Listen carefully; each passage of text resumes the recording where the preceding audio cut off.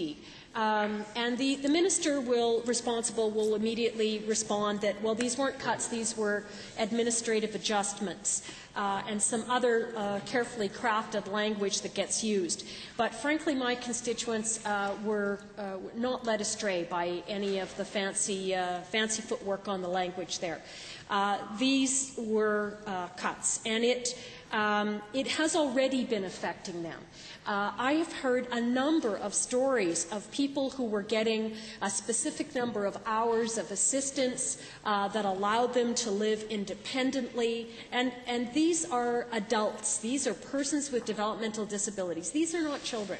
So once individuals move out of the care of children's services, they move usually onto AISH or onto PDD.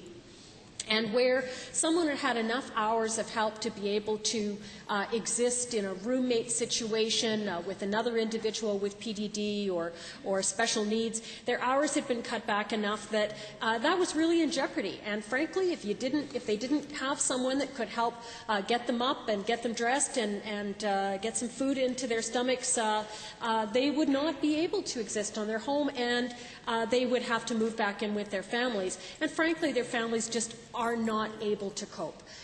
In many cases, their parents are of an age where they physically cannot assist their adult children and move them about, even with some of the aids to daily living, which are available in a limited manner, Mr. Speaker, to assist them. That's still not enough to allow them to be able to look after their adult child.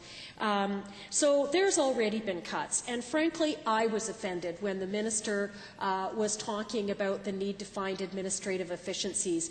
These not-for-profits already, they invented the meaning for administrative efficiency. They're already counting every single paperclip. Actually, they do without them because they're too expensive.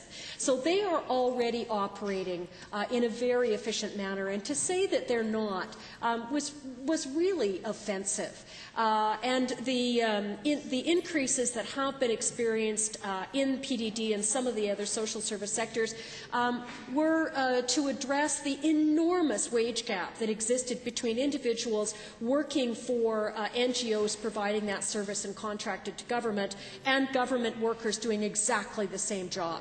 And we had a 25 to 40% wage difference on that, and the government was slowly adjusting the grant programs to deal with that difference in wages. So to be saying, oh, they've already had an increase, or they've had an increase of X percent or X million dollars recently in the last couple of years, that's not true. Yes, they did, and it was for a very specific purpose, and frankly, for most of them, by the time the allocation got doled out, it was the difference of literally pennies an hour in their wage. So they have already been dealing with cutbacks in that sector and in the social service sector overall. And what we're seeing now is the government is making it harder to qualify for programs. They get less hours of support. There's more pressure on the NGOs to do separate fundraising to subsidize the cost of a program that they're contracted to deliver by the government. So we have agencies fundraising to subsidize government programs.